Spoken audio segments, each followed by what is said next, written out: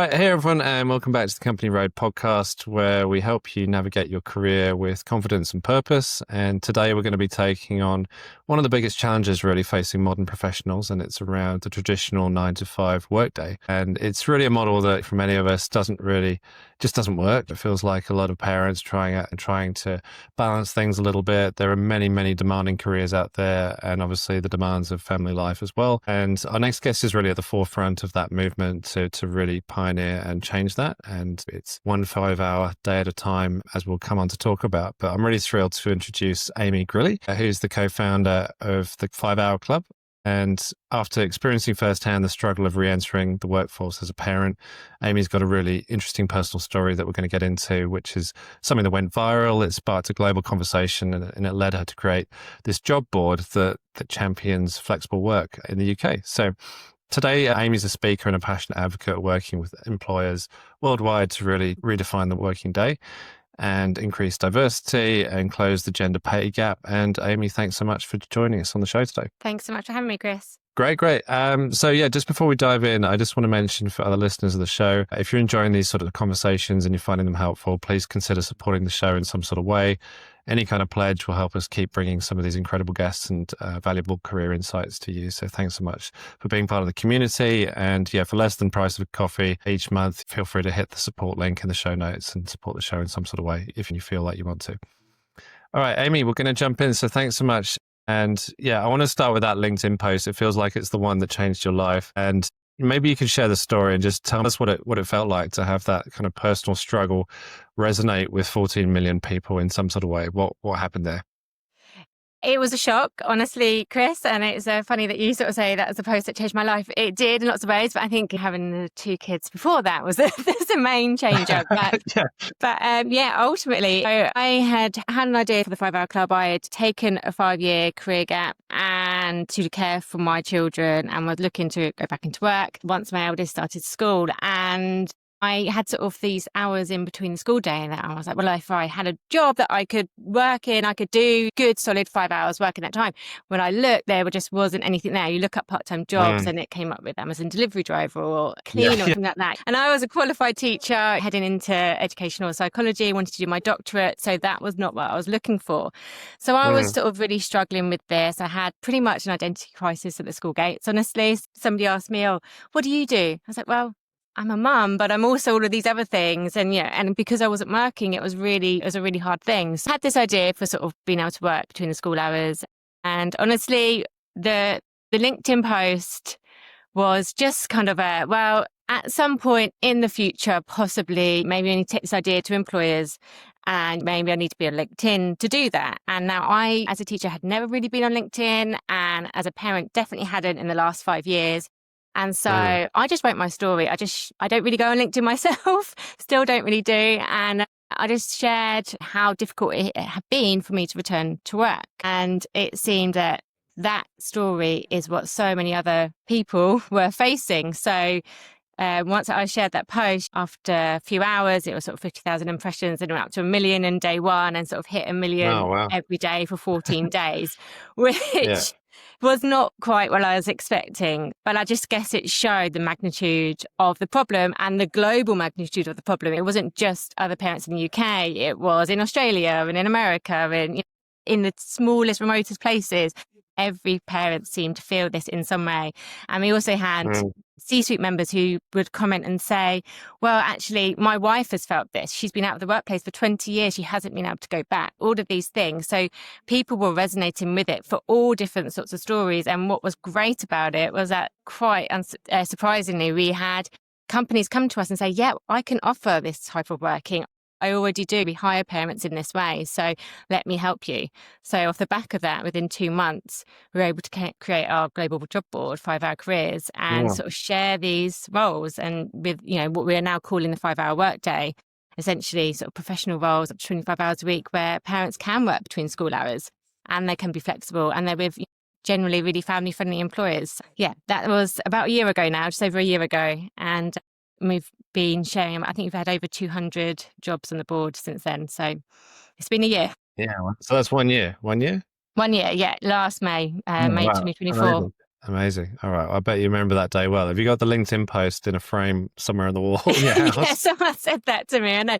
It's funny because I wrote and I initially wrote it on a notebook and pad when my boys were watching, I think it was Sonic movie for the 20th time on the sofa Oh, with yeah, them. good. And I sort of writ it onto LinkedIn. And then I said to them, I've shared this story. And they were quite interested about this. And my son still refers to it as, oh, your story that you shared. And I said, yeah, it was a story. But yeah, it's pretty bizarre. Yeah, well, I mean that's some momentum that you just build up in that time, but obviously I think what struck at the heartstrings of so many people was the point, is that something there needed to be fixed. So, what do you think it was what was it telling you about the state of the modern workplace and the situation that parents were feeling at the time that you felt particularly strongly about that made you post in that way? I guess it's just that feeling of so many parents feel so stuck in their careers. Often they have their children and they feel like they can have it all. They can have the career, they can have the children. But actually, the reality of it is the way that our workplaces, our systems are at the moment just are so restrictive to being able to be flexible around your family.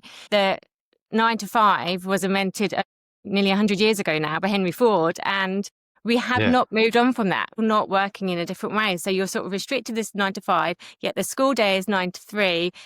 And then we've got unaffordable childcare or wraparound care around that. They're just not systems in place that support parents to be able to go back to work, particularly for mothers, for women.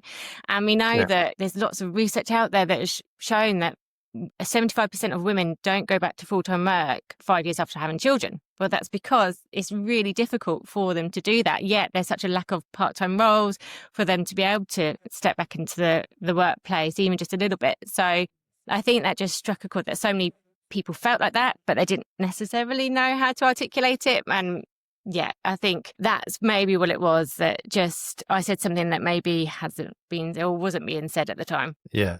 No, totally right. And yeah, I mean, it was great timing. It feels like that question around the 8 hour workday, which is like you rightly pointed out, I was looking at this before we pressed record on the show, but Henry Ford, 1926, it was influenced by some US labor unions and some various things. It felt like prior to that, everyone was working 10 to 12-hour days, right? And it was just off the back of Industrial Revolution, like a lot of other kind of precursors to that being the case. So it was standardized in the US first, I believe, and then it went into other countries because they were seeing that kind of wave of progress in a sense.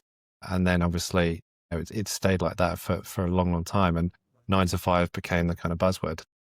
Well, this is it. And it's funny because if you look into Henry Ford, he actually said that actually I expect that the working week or the working day will get even shorter than that. And that's what he predicted as Yeah, yeah, technology grew and as it advanced. And you think of where we are now with tech and AI and all of those things. And we've had the pandemic and we know what remote work can look like. Yet we are seemingly sort of stuck in this sort of industrial revolution of you go in, you do your time and you get out. But yeah, I mean, the research tells us that knowledge workers, 5 hours is their sort of maximum productivity level. You get to 5 hours and you're pretty much spent. So what are you doing for the rest of your yeah, time? yeah. I mean, that's got to be so true. I mean, the productivity tools and Pomodoro and all the things that people are using now, it just feels like people haven't got the capacity to work in those sorts of stretches anymore. So I think what you've done to chunk it down into, more bite-sized manageable pieces is probably good, provided it's obviously a reliable source of income and all the things that people would need from it as well. So yeah, how did you go about setting it up? Was it quite tricky to figure out? Like, how did you set it up? The job board. And Yeah. I mean, we had a few jobs, we had some companies who were willing to share them. So it was just about creating a platform to do that. So we got some SaaS software and we went to share those jobs, which has been really great. The difficulty is now sort of keeping jobs on the board and getting more 5-hour workdays out there, because although it's not a new thing, getting companies to understand that actually just thinking about part-time work in a different way or flexible work in a different way. 4-day week is a thing, but the 5-hour workday isn't a thing so much here. So thinking about the workday differently, that's what's tricky. The sort of the back end of it isn't necessarily the hard bit. Yeah. And I was fortunate at the time that I've got a co-founder who was working full-time at the time, and she just jumped on with 2 feet and sort of joined forces with me, and she's in sort of data and analytics and things. So she does a lot of that sort of thing. So that helps.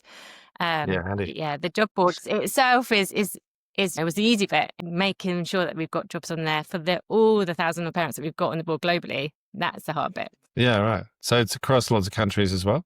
Yeah. We've got a job from Australia actually at the moment. We've had US jobs, Australian jobs. We've got parents from all of these different remote places around the world. It is just finding these roles that suit them. Takes us sort of, we're looking for we have a criteria where we sort of try to make sure that they're high quality roles, that they're proper career roles, that people can step back into their career, not just something they can do just as and when and to keep them busy. It's proper opportunities for them. Yeah, nice, nice. Yeah, I remember, I set up my business over here, Company Road, about 3 years ago now.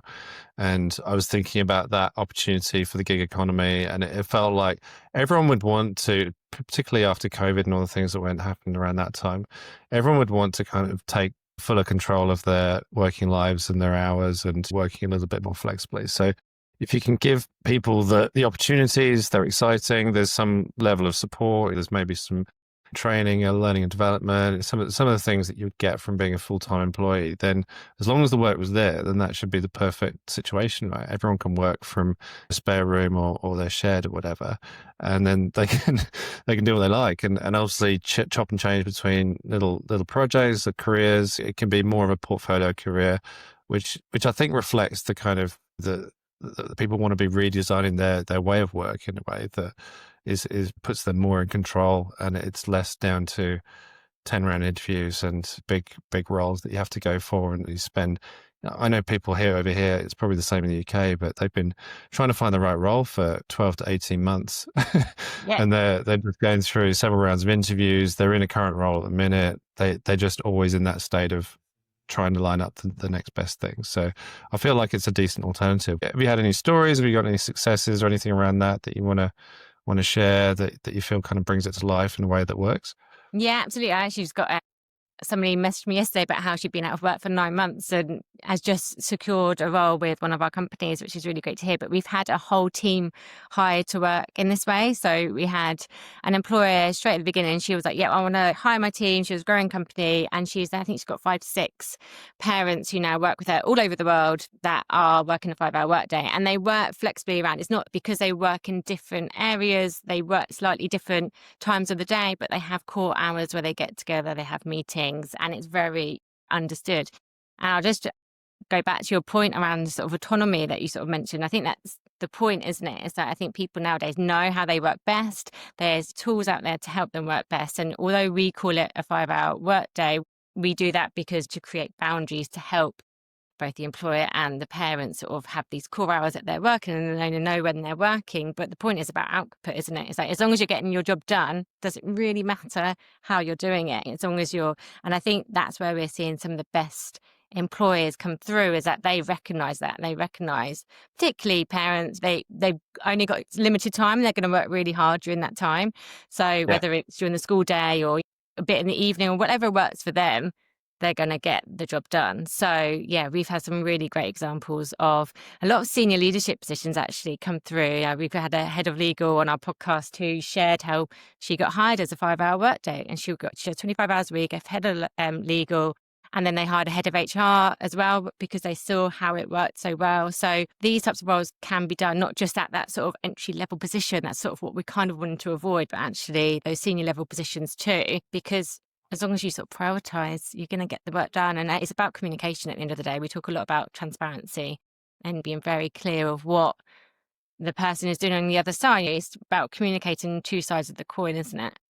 Yeah, definitely. I mean, I think that the preconception would be that you would have to fill your time with like bits and pieces of things that you may not want to do, right? So it sounds like from what you're describing, these can be like really legitimate career building moves that you're putting in place. You're doing 22 hours a week as a head of somewhere.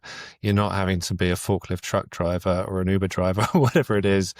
You're cutting the grass for the neighbor. You're doing whatever you can to make ends meet. It feels like it's a legitimate career building step. So I think that's really encouraging.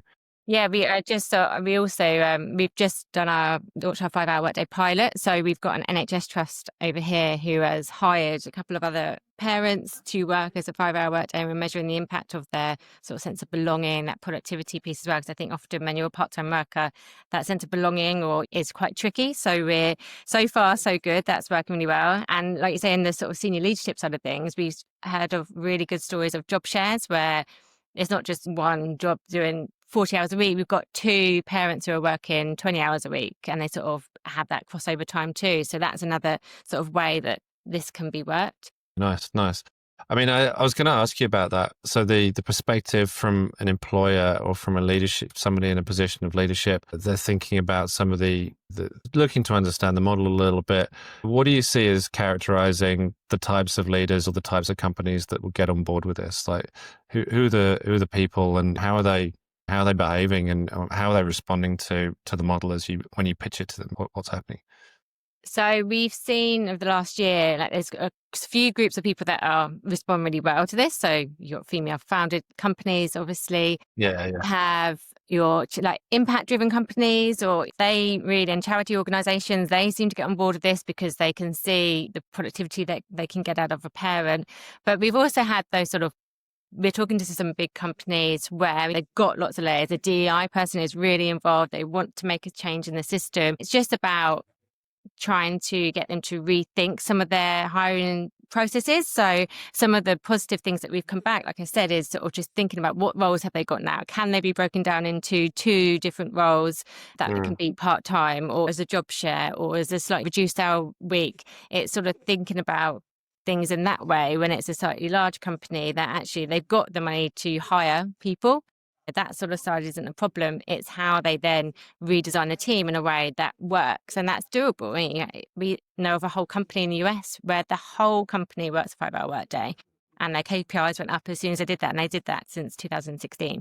So it can be done. It's just, I think, having that thought around just thinking it's not just about bums in seats, but the output that you're getting out of people. Yeah, yeah, yeah. So what do you think it takes to bring about the change? I mean, is it this shows often we're talking to entrepreneurs, and a lot of people out there listening be in that sort of space where they're trying to make change and positive change within their organizations in some sort of way. So do you think it's one person? Do you think like one person can take to the leadership? Like how easy is it to do you think, to get that change going? I think it depends on the size of the company. I think if it's a smaller company, obviously it's a lot easier, especially if it's the founder or the CEO coming from the top who really understands it. Maybe they're a parent, they're a female, they understand.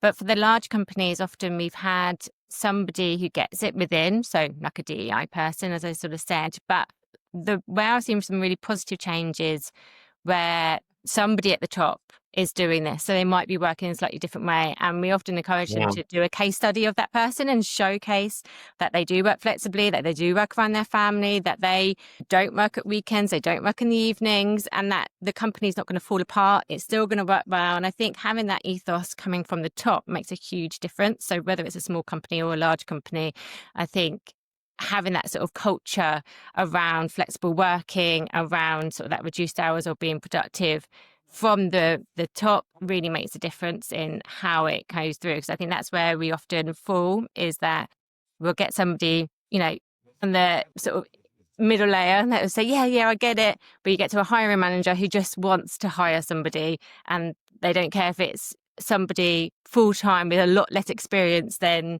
a parent who can maybe do part-time and reduced hours. They'll take somebody just because it's easier, because they don't have to think about it. So that's the work that we're doing, is to try and to help companies understand how they can do it, and actually that they're going to get better talent because of it. There's like a huge untapped talent pool out there, parents who are desperate to work. They've got years of experience. They might just need a few less hours a week, but actually they probably get more done in that time anyway. So it's just thinking about Yeah, yeah. the positives there. Yeah, the school bell's about to ring and they'll get it done before then. So Yeah. yeah. Yeah. No, it's interesting, isn't it? I mean, I think, yeah, interesting from the leadership point of view. You're right. If they're demonstrating some of these behaviors, then that's going to be helpful as a starting point. I just feel there are people out there that might want to do it, but they might be in sort of middle, more junior management positions, and they kind of want to make the case for it, but it might be harder. So yeah, have you got any advice for those types of people? Yeah, so we often say actually it does often fall to a line manager. And the best thing you can do Mm. is just be a good example of that, even if it's within your team, even if you only hire 2 to 3 people, if you can Yeah. make it work in your team and you can try it out, then take that as a business case to the rest of the company and say, look, my team, 3 of them work 5 hour workday, 2 of them work 4 day week, we work compressed hours or whatever it is, we work flexibly, and look at our KPIs, look at our output. And I think it's showing that to the wider organization, because I think you're right, it's really hard when you want to work in a certain way, whether it's for your own personal reasons or somebody within your team. I think trying it out and seeing that it works often helps. And we often say to our parents on the flip side of that, if say you're going back after maternity leave or you're looking for a new role, is put a business case forward and say, this is why I want to work this many hours and this is what I can get done, and say this is the Mm. benefits that it will have for you as my employer. I'll be able to work, wasting all that time commuting, I can put that into my work day and I can do an extra 4 hours a week work for you. How's that sound? So it's just sort of Yeah.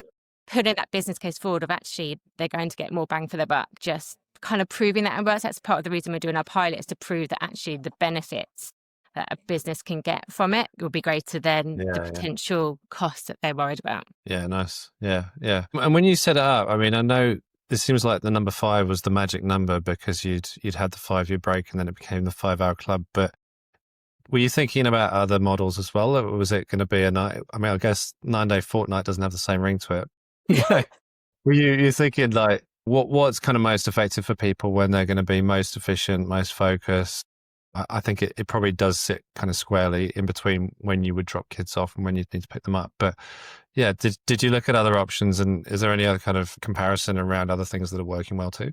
Yeah, absolutely. Of course, for me, it was a selfish reason. I realised I had 5 hours in the day, and I said 5 hours and not 6 hours because school hour day is 6 hours often. But I need time to Yeah. drop them off, pick them up, and then actually have some lunch break maybe in the middle. So it's sort of that solid time that I have.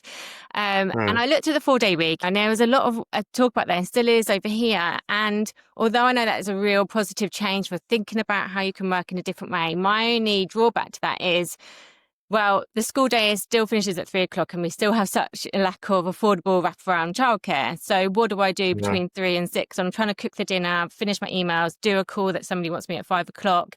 I can't Yeah. Yeah. in within the school day. When I've got my younger one, yes, I can work a 4 day week and do longer days. That makes more sense when they're slightly smaller. As soon as they hit school, you're sort of stuck. And then you're having to either do that juggle or quickly go and pick them up and all of those things. So it was sort of more of a, this is what would work for me. And then, yeah, I guess the response showed that it could work for other people too. And we say it's not even just for parents. Like, we've had a lot of response from other people who maybe have health conditions or disabilities, or they're getting slightly older and want to work a reduced day. Like, Mm. it's just thinking about the day slightly and thinking, when do you work best? Is it that you work Yeah. best Yeah. at the beginning and you can do 8 till 12 or 8 till 1? It's thinking about that. So yeah, there are plenty, and I think that's the positive thing I've seen, is that there are moves towards more flexible working, but it's sort of defining what that looks like is the hard bit. And so we Yeah. often say to an employer, well, if you can offer a 4 day week, can you not offer a 5 hour workday too? Because actually, for your business, a 4 day week means you stop potentially on a Thursday. What happens when your clients want you on the Friday? If you do a 5 hour workday, you've got somebody there potentially on a Friday too. So it gives Yeah. more options, we hope, to employers.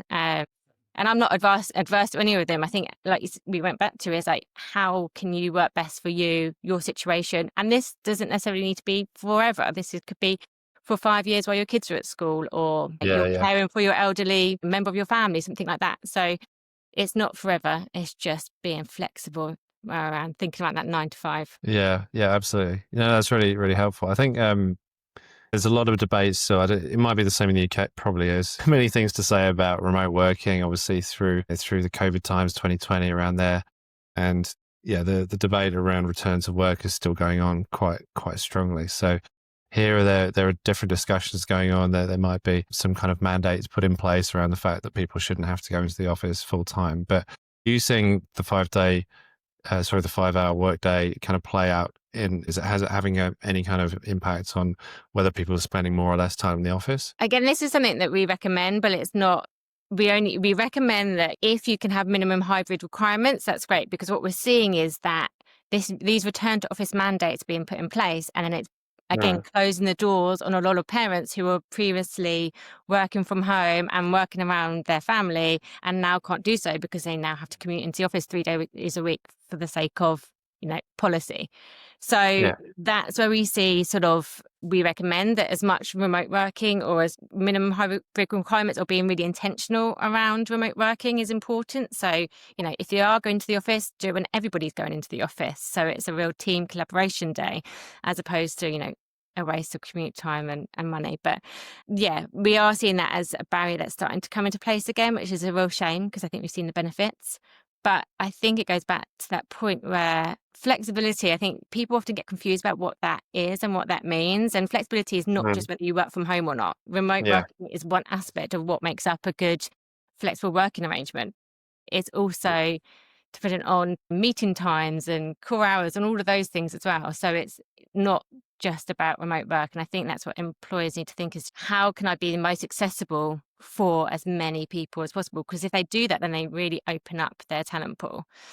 And that is one thing we are quite clear about when we do job descriptions. So on our job board, we have a set of criteria to help protect parents and take those barriers down. So we recommend that you think about your remote hybrid requirements. If they don't have to be that way, do something about that. And don't just be open to full-time and with flexible working. Like, what does that actually mean? You're not going to open up the talent pool to more people by doing that. What you'll actually do is close the doors for people who don't know when to ask for that flexibility. Because as soon as you're going up against a full-time person, you think, well, as soon as I ask for that reduced hours that I need, then there's going to be a bias against it, rightly or wrongly. You're going to have to fight for your place, even if you're more experienced. So that's why we like to recommend that employers are really transparent in their job descriptions. If it's part-time, how many hours a week is it going to be? What are your requirements? What is the actual salary for those hours? Not just pro rata FTE. What is this person going to get paid? And that will widen your talent pool, not just saying full-time or part-time. Yeah. Nice. I mean, I think, it touches on it links to a bigger topic around parental leave and how people feel re-entering into the workplace after that. And obviously, workplaces are a hugely competitive environment in many cases. So you're thinking, okay, well, if I'm off for that time, then I'm on the back seat when I come back. And it's hard to take your foot off the gas because you don't want to lose your position, status, and everything else. So there's a lot of kind of psychological safety that kind of is undone through that period, it feels like. And then you're back and all of a sudden you're competing. So to come up with something that's a credible alternative, I think is really valuable. And it just feels like you're able to kind of position something that doesn't mean you have to go for a like comparison. That person's full time, they can do that. This is another alternative and it's productive in different ways. Is that how you're defining it and seeing it yourselves?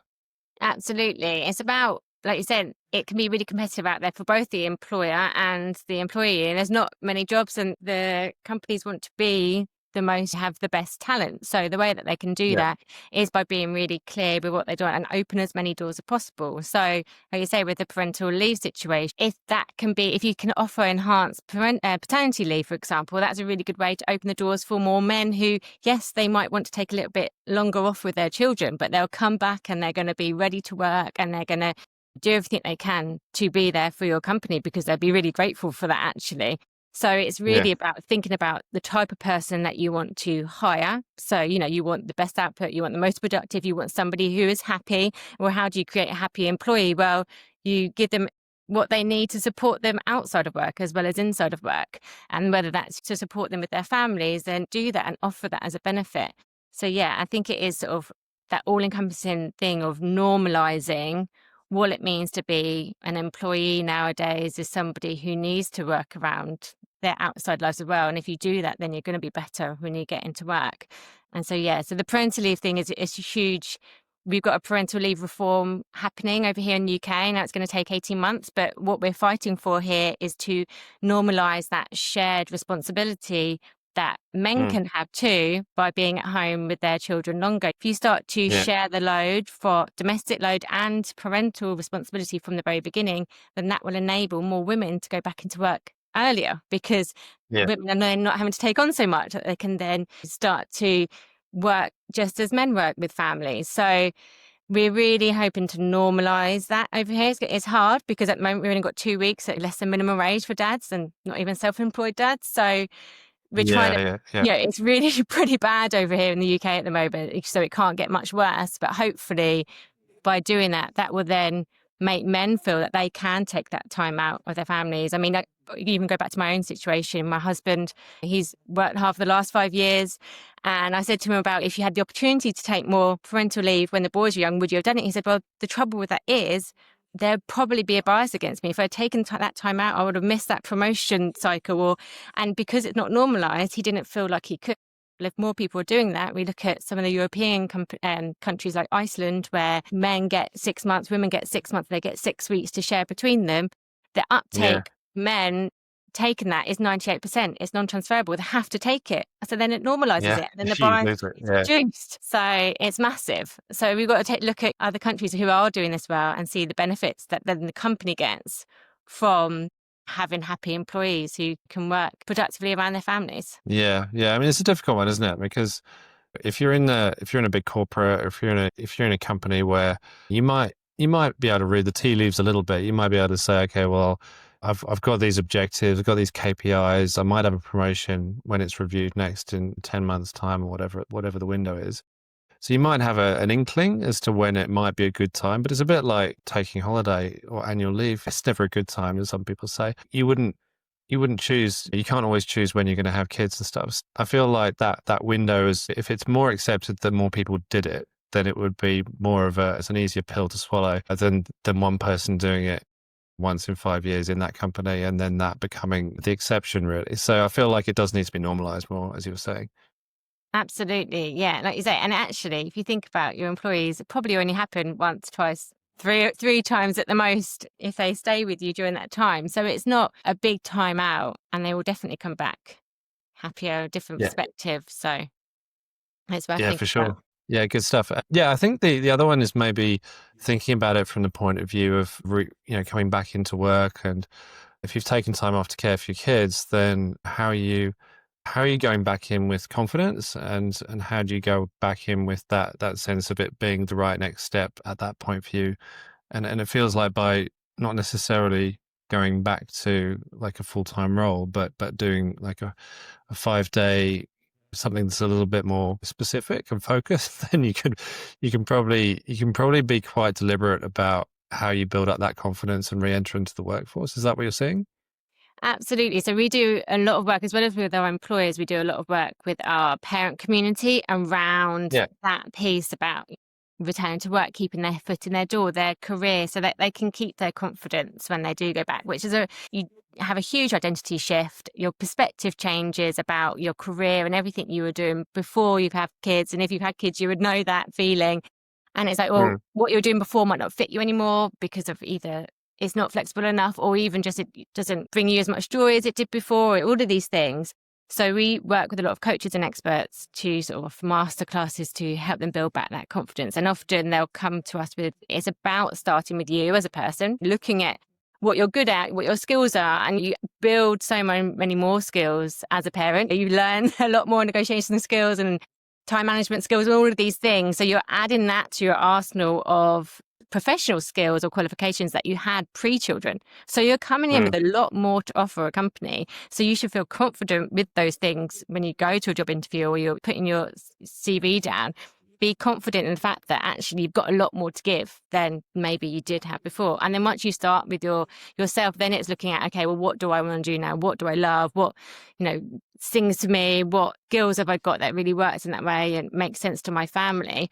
And then you can go from there. But I think it all does start with you as a person. So we do a lot of that. And it's also we also really try and encourage parents to advocate for themselves. So when they do go to the company, to the interview, knowing how to present themselves and knowing how to put that business case forward for why they can work reduced hours but still give all that output. Yeah, there's a lot of work to be done there, because I think often, and that's what I felt, this bias around, I took 5 years out. That was a conscious decision. I chosen to take 5 years out of my career. In hindsight, in all honesty, I wish I had kept my toe back in a little bit more than I did, Yeah. because Yeah. not only just for my confidence levels, but just to keep my head in the game and to keep my skills building. There's a lot of courses and things that I could have been doing maybe during that time within maternity leave. In actual fact, I was planning to do my doctorate during my maternity leave, which I Yeah. didn't end up doing for many reasons. Been too far on the other side, but just to keep it in. And even financially, like my financial stability and my long-term financial health took a huge hit. There are long-term pension goals and all of that. That is a huge problem that a lot of women face, particularly because as soon as they step out Yeah. that force, I think they say after 6 months of taking time out, that's when you get impacted in terms of your career and your long-term earning potential and your pension goals and all of those things. So you have to think about that. And that is not something I did. And that's something I'm trying to help parents do a little bit more. Just be a bit more intentional about taking that time. Like even if you want to take that time out of your career, be thoughtful of the things that you can do from your home with your baby there as well during that time, all of those things, because that would just help boost your confidence again when you do go back to wanting Yeah. to go back to work. Yeah. I mean, the preparation I think is really key there. So a lot of people kind of go introspective and they're looking to soul search a little bit to try and find out what their life path is and where they should be going, because these are big life changes that happen around this time. So based on your experience or maybe from what you've heard from anybody else, what are some of the things to consider and when should people be thinking about this, do you think? I think when you feel ready to go back to work.